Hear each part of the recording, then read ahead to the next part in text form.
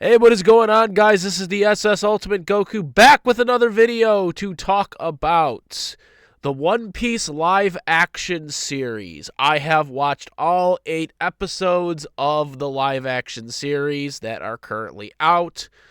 And I've been really wanting to talk about this series. First and foremost, let's give him a round of applause. I don't have the clappy emoji, so we'll just do that. Anywhere sound effect. So yes, I loved this series. For people that are wondering, if you're not on my Discord, you probably already know that. But I have already kind of made my points on this on my Discord server. For anybody that doesn't know, link Discord server is in the description, by the way. I have given sort of already my thoughts on my Discord server. But I wanted to make a video talking about it because, I want to give all the people that are watching this my chance to give my thoughts on the live action series. Now, at the time of this recording, it has been announced, obviously, that a season 2 of the One Piece live action series will be happening as well. And it definitely deserves. This is by far the best anime adaptation of a live action series in the history of live action adaptations of any anime. Which isn't saying that much, since every fucking anime that has had a live action adaptation for 9 times out of 10 has sucked. And I can't really think of that many that were good. Some may have been okay. I mean, I know that a lot of people like the Speed Racer movie, but it was a financial failure with the money that they put into it. So, not really much to go on. So, this was definitely, and, I gotta give it to Netflix on this one. They sucked at Cowboy Bebop, and they went back to the drawing board, and they actually decided to listen to the creator of the series and give him more control, because from my understanding, Oda, the creator of One Piece, had a lot of say. And when I mean a lot, I mean a lot. He actually did apparently, because he did an interview with the Luffy actor, and he actually even seen the audition tapes for a lot of these. I don't know if he casted everybody in this series, but he definitely had an input on all the main character cast for sure in this. I doubt he casted everybody in this, but I'm almost certain that he casted the main characters. He even seen their audition tapes. Okay, so right there, you could tell they're committed for this series to be great. I've heard that they want to make 12 seasons out of this, which I think is kind of setting the bar pretty high on this. I mean, this is a TV series at the end of the day. I think they're kind of going a little too high on this. Now, obviously, the manga and the anime are still running right now, so there's still a lot of things for them to adapt of this series. So, yes, there could realistically be 12 seasons of One Piece for live action, but I think we need to take one step at a time with this. This first season was good. It was great, but we need to kind of slow it down here, because it's like, hey, okay, this was great, but you got to stay focused, because one slip up and the quality can go down, the story might go down, and that's not something I want to see. So I think they need a little kind of more, let's step it back a little bit here and focus on season 2. I want to see what they do with Alabasta, because I think the Alabasta arc, because that's the thing they're going to have to adapt next, is the Alabasta arc with, what's her name? Vivi, Nico Robin. There's going to be Chopper, obviously. You got Baroque Works. Like, that was a long freaking deal. Maybe I'm just more imagining it now, since I watched it, like, when I was younger, and that was during the 4Kids dub. But I remember that arc, and that arc was the most intense arc that they had up to that point, especially when they were doing it during the 4Kids dub. So that arc needs to be longer, and one of the biggest things I noted from speaking of the first season is a lot of the things were kind of trimmed down. They kind of shrunk a lot of the stuff of season 1, and they kind of condensed a lot of things. Things that were like multiple episodes in the anime, they condensed into like maybe 20 minutes of one episode or 30 minutes of one episode out of an hour runtime of said One Piece episode, since the live action series for Netflix's are always 1 hour, which is typical for a TV series anyways. It's usually an hour-long episode. But that was one thing I did note that was kind of different. The one thing I will note that was a noticeable change that they did, not a bad change, because like I said, a lot of the changes that they did were kind of more for it to make sense in live action, because it wasn't something they could really do in anime, but it wasn't something that affected the story. You know what I'm saying? So like some of these things that they did change in the live action, they weren't doing it for, we're doing this because we want to make it better than the anime, or they think that they can make it better than the anime, like they tried to do with Dragon Ball Evolution, which bombed so fucking badly up their ass, it's not even funny. But you get what I'm saying. And same thing with Cowboy Bebop. The Cowboy Bebop TV series, they tried to do their own thing because they thought they knew better. That's not what they did here with the One Piece live action series. When they did make a significant change, it wasn't a change that hurt the story or hurt the manga, adaptation. It was just kind of a different telling perspective of it that worked better in live action. So the first thing I noted that was a noticeable change was that they kind of made Kobe more of a bigger deal than he is in the anime. Not saying that he wasn't a big deal in the anime, but in terms of the perspective of the viewer, they made him more of a bigger deal in the live action series than they did in the anime. After when Kobe becomes he joins the military, we don't see him for a while. Here and there you'd see him come up, but he wasn't someone that he was heavily featured, consistently. But in this live action adaptation, they made him a bigger deal. They kind of made him more of the flipped version of Luffy. Which also, that's another thing I noted, Luffy's grandpa is in this. Which, if I'm remembering correctly, Luffy's grandpa doesn't appear in the anime until way later on. Okay, and I could be totally misstepping on this, but I'm pretty sure he doesn't show up that early. And in this, he shows up right away.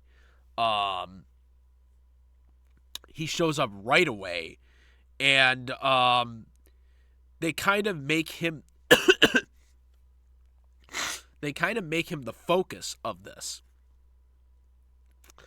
And they kind of bring up the origins, which we see later on, so this isn't like something new.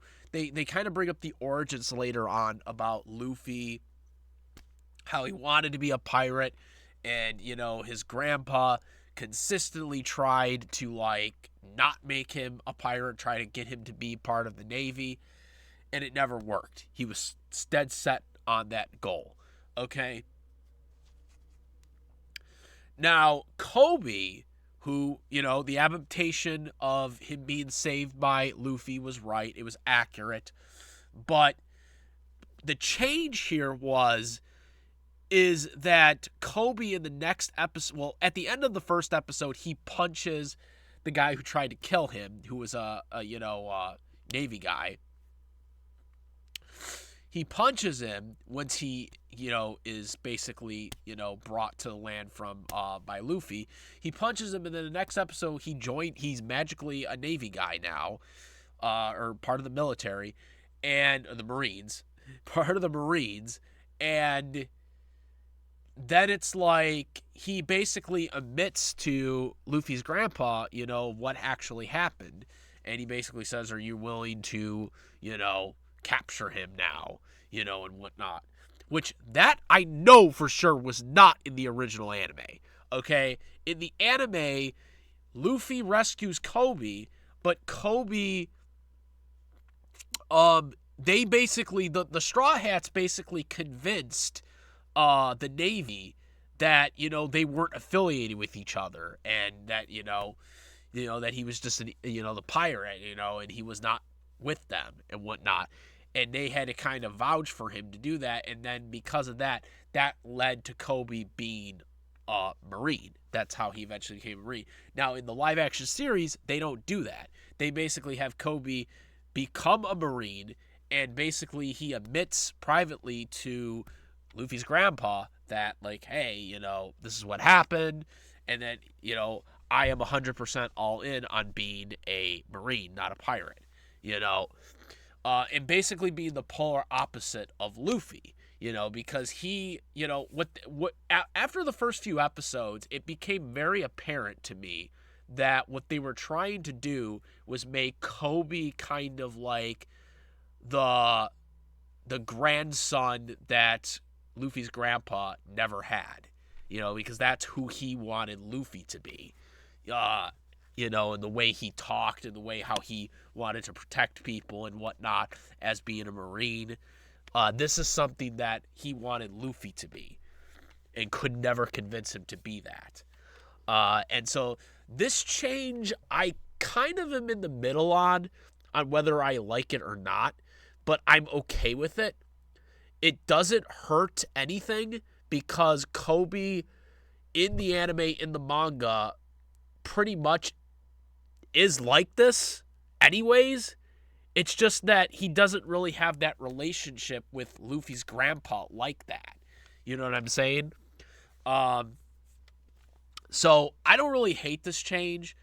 I think it's okay for what it was, but it is a different change. Some people might not like it, but I didn't think it was a bad change. But I don't think they did this on purpose. I think it was a change that made sense for live action, and that's why I think they did it. Because it does make more for a relatable story that Luffy's grandpa, who was obsessed with Luffy being a pirate, all of a sudden sees this guy, this kid, Kobe, who basically is the way he wanted Luffy to be. You know what I'm saying? So, like I said, I'm in the middle on it. I'm okay with it. I don't hate it. I'm kind of more of indifferent in it. I don't hate it. But, it is what it is. Is it a bad change? No. I think it fits more for live action. Yes. But does it hurt the story? That was my biggest concern. Does it hurt the story? No, it does not. It does not hurt the story. It doesn't change the story that much. It just changes an exterior, as I said early on in this video, which is why I don't really have an issue with it. Anyways, Buggy the Clown. Not really too much to say about his adaptation. The only thing that's different about Buggy the Clown in this is that he actually has clown face paint on his entire face. He has white face paint on his entire face rather than just the bone skull thing that is on his face. That's the only thing that Buggy actually had. He never actually had clown white face paint all over his face like an actual clown does. This change, again, is an exterior decision, in my opinion, because, again, since he is a clown, it does make sense for him to wear clown face paint because that translates better in live action. So, I do think this was a good change. It's not like anything else was changed. Like, everything that he has in the anime was adapted into this. He still has his skull face paint. He still has the big red nose thing. He has everything else. They just added the white clown face paint, which again, real clowns actually do that. So to me, this was more of a thing that they wanted to do this to translate it more into live action, which I don't have a problem with it. One of the things about Shanks, pretty much pretty accurate. One thing they did change was the origins of Luffy and Shanks about the losing of the arm thing. So when Shanks loses his arm, they are on a ship in the live action series. However, in the original, they were not on a ship. They were in the sea. They were in the sea when when he lost his arm. Okay, so that was one change they did. I don't exactly know why they changed that. Might have been an exterior decision again. But like I said, in the live action series, they're on a boat when he loses the arm. And when he does the Hakai as well. Or the hacks. Which I just found out about this. Apparently, the hacks wasn't even a thing at the time when they did that originally in the anime, but it later became a hacks later on. So there was kind of some issues with that. So another thing, Usopp's girlfriend. So Usopp doesn't have a big nose in this. I don't know why they changed that because again, Usopp. I mean that changed the Usopp nose thing. I'm not exactly sure why they decided for Usopp to just have a regular nose in this. I don't know if people have complained about that, but they definitely could have had a live action Usopp with that big nose because obviously you got Pinocchio. Obviously there's been a lot of different live action adaptations of Pinocchio where they have the nose going big. So obviously they could have easily had a nose, which obviously Usopp's nose isn't as big as Pinocchio's nose. So they could have easily had a nose that size for Usopp. My only guess to why they decided not to do that was because it might have just not translated well in it, even though they could have done it. Like I said, because they have done it with Pinocchio in cinema, so it's not something that's unrealistic for live action, but I guess they just didn't want to do it. His girlfriend does kiss him in this, which they don't in the original. Now, there has been rumors about them actually having a relationship in the anime and the manga, but it never was directly confirmed. But it is something within the fandom that I think they feel that they are kind of a thing. And I guess the live action series essentially confirmed it because Oda was involved in this and he didn't want them to kiss. It wouldn't have happened. So, especially since Oda specifically made sure that I guess in this live action series that he doesn't want really any romance being depicted. So the fact that they did that tells me that pretty much to me confirms that they are like a thing. Because that was the only thing in this entire... By the way, I should note that was the only thing in Season 1 that was romantic in this entire Season 1 was the Usopp and his childhood friend. And they even references like, hey, are you girlfriend? Are you her girlfriend? They even said that earlier in the episode, So they obviously, that was the only romantic thing in this entire season, okay, that happened. So that lets me know, especially since Oda is involved in this, that lets me know that they are a thing. I don't know when they're going to be a thing in the anime, since, Usopp's kind of doing his thing with the Straw Hat crew. But that, to me, is a confirmation that they are a thing. Because Oda had to have given the green light for it to have happened. So,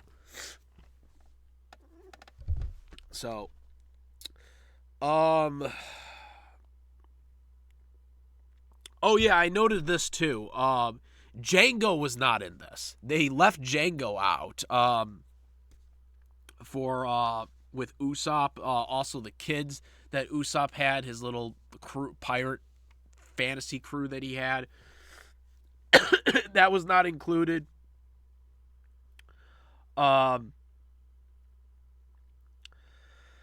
So there was a couple things they skipped. It was mostly focused on the sword blade guy, and the butler and the maid were disguised or whatever, which I don't think that was a thing in the anime.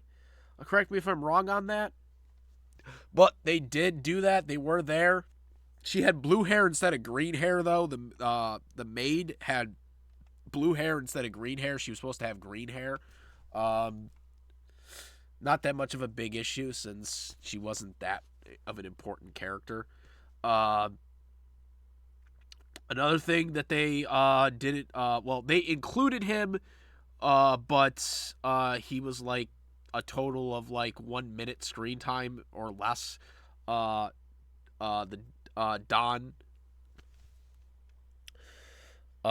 he stares down.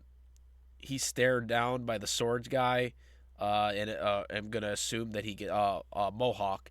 I'm assuming that he kills Don because they just, they don't really show him that much. Not that it really matters because, again, he wasn't really that important of a character, but he did have more screen time in the anime, so I'm kind of really... Like I said, they did skip things, but I think it was for the better on some of these things, since this is live action.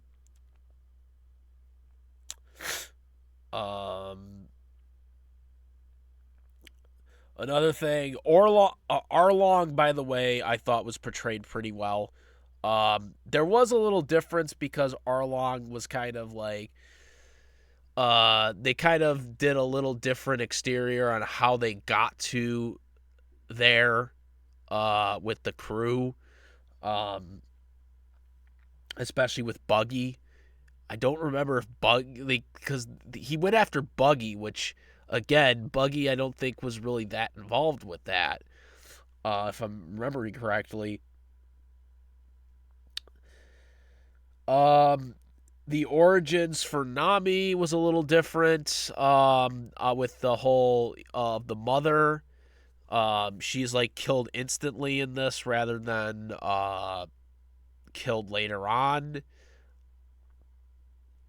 Not to be confused with 4Kids infamous dungeon for the rest of your days thing.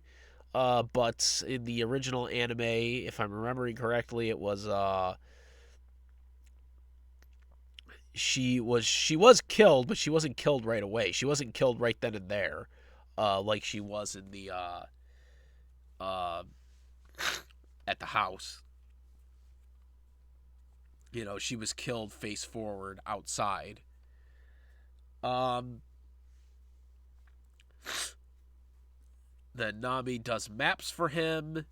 Another change they did was Arlong basically told his dirty Marines about the treasure that Nami had, what she was about to get, and then the Navy invaded it to basically capture the money from her in front of her, where in the anime they had taken the money already before Nami got there to dig it out.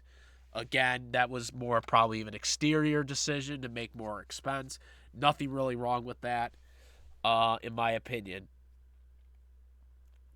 The battle scenes were great, and the whole Luffy punch or kicking him like Arlong through the house thing, the 11-story house or whatever, I thought was very well done. Nice portrayal of the anime, from the anime.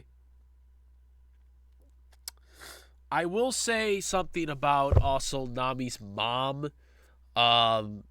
or foster mom.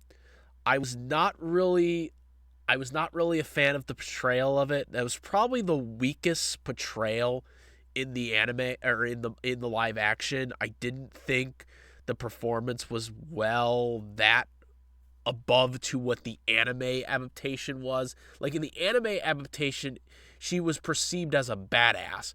And in here, in the live action, the portrayal felt more flat. Now, I don't think that was the actor's fault. I just think that was the portrayal they went for. They went with more of a softer tone of her, which I just didn't like. I didn't like it because didn't it didn't feel like Nami's mom, because Nami's mom was like a badass in the original. Like the way they portrayed her, she had the cigarette and the freaking gun in her hand ready, and it just felt really flat. I remember, well, in 4Kids, it was a shovel that somehow made a gun sound effect, by the way. I just didn't think the portrayal was as good as the animes. I don't know. I thought that was the weakest performance of everybody, and that's not a knock at whoever the actor was. It's just that I think they just didn't portray it right. Whoever was giving the script or whatever, writing it down. I don't know. That's just my take on it.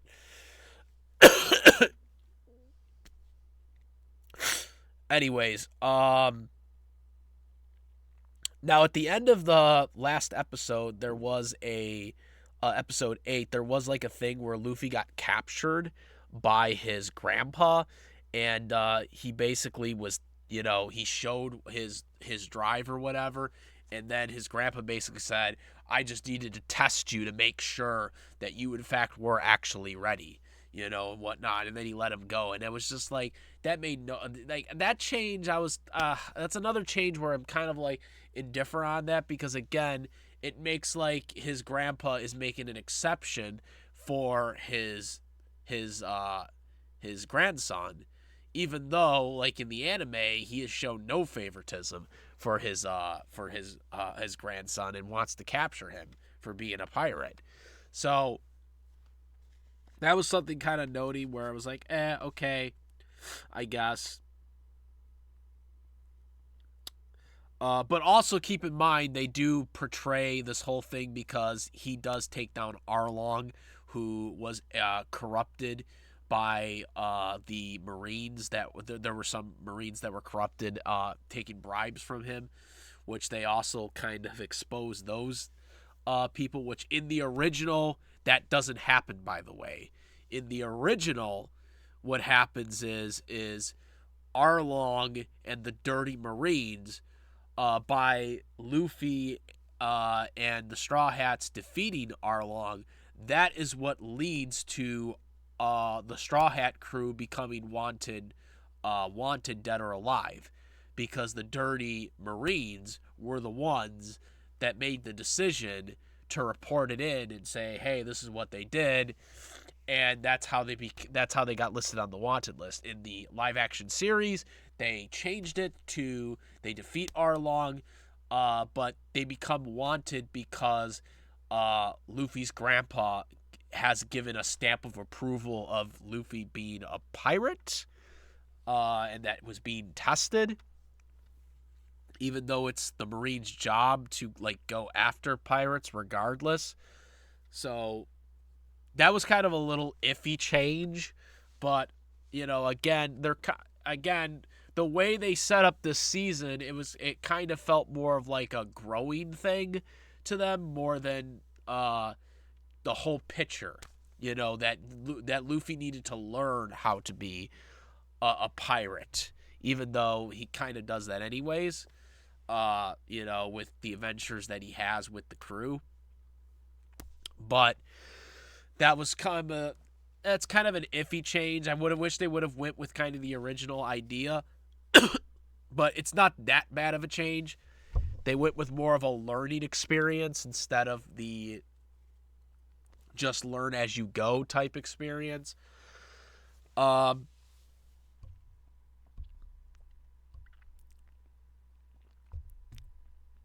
Like I said, and then at the end there was the There was the thing with Chaser, Smoker. Saying 4 kids' names over here. There was the Smoker thing cameo at the end there. So we're going to be seeing him. We're probably going to see Toshiba then as well. Oh, and they also did a very good, compelling thing with Zoro, too, and his friend, his swords friend as well. Like I said, the portrayals of these characters were very well done. Again, the best adaptation for an anime yet. Hopefully it sets the bar for future anime adaptations being accurate, or at least accurate to the point, and just not fucking stupid when they make them. Because you can at least tell that the actors legitimately tried, and you could tell, especially with Nami's actor, that they were actually fans of the series. So, you could tell that the cast really did try their best to put out the best product adaptation that they could of it. And when you have the creator involved, it makes it even better. So, like I said, what's the future for season 2? I hope big things. I hope they set the bar even further. People have been debating on whether Chopper, what he's going to be casted on, whether they're going to get like maybe a CGI thing going on, or they're going to get like, you know, maybe a kid to do it, to act it out, or, you know, a little person maybe. There's a lot of different things. I mean, at the end of the day, I think Chopper's going to be CGI'd. I think Chopper is going to be CGI'd, but I think they might have a kid do it. But they might have to change him. Because obviously the kid, if they cast a kid actor to do it, they're going to have to probably recast him every season.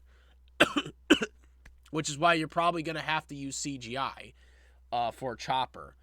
You know, or something like with like Chucky, for example. Like, you know, with Chucky, they have an actor do like the physical parts, but then like for like the animatronic parts, they had like just the real life doll do it. You know what I'm saying? Back in the day, back in the 80s. So they might have to do something. Obviously, you have CGI. Back in the 80s, you didn't have CGI. So they can do that.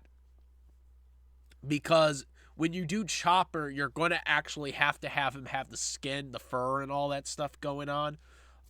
So you can change. You could probably, like, if you cast a kid to do it, once the kid starts getting older, you're probably going to have to recast to another kid. So what you're going to probably have to do is you're probably going to just have the fur on there and then, like, CGI a face of what Chopper's going to look like in live action for, like, the default form, not, like, the other transformation forms. Obviously, for that, you're probably going to have CGI. But for, like, the default, you know, short form that he normally is in, that you're going to have to, like, you're going to have to CGI. You're going to have like a default face. That way, when the kid gets older, you can just easily recast to another kid and then, like, just do that CGI face again. Or you get, like, maybe an adult little person, and then you just CGI the face.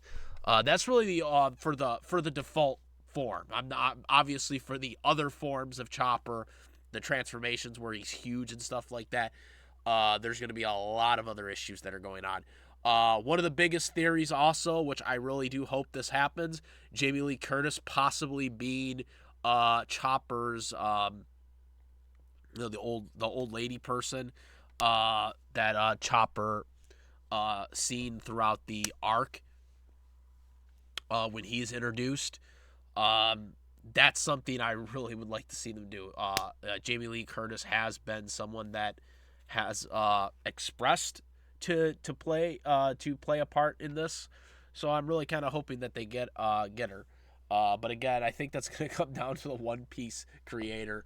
But that would be kind of cool if they get her to do that character. Nico Robin and who else? Nico Robin and who else? Oh yeah, Vivi, Princess Vivi. I'm really curious to see who they get for these people. Because it's going to be interesting because like I said, I think the Alabaster arc needs to be more than just one episode, because that's a full-on war. Like, that is like a war type thing going on there with Crocodile and stuff like that, and Baroque's works. Like that right there. Like, that's what I'm saying. And I'm just wondering how they're gonna adapt all these other seasons, because the freaking Alabaster arc the Alabaster arc in live action could literally be the entire season. Like, if you write it right. But then also, again, in between that, there's the Chopper arc, when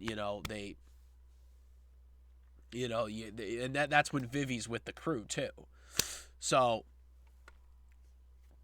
there's a lot of things that I'm really curious to what's going to happen in this this next season, and how they adapt this.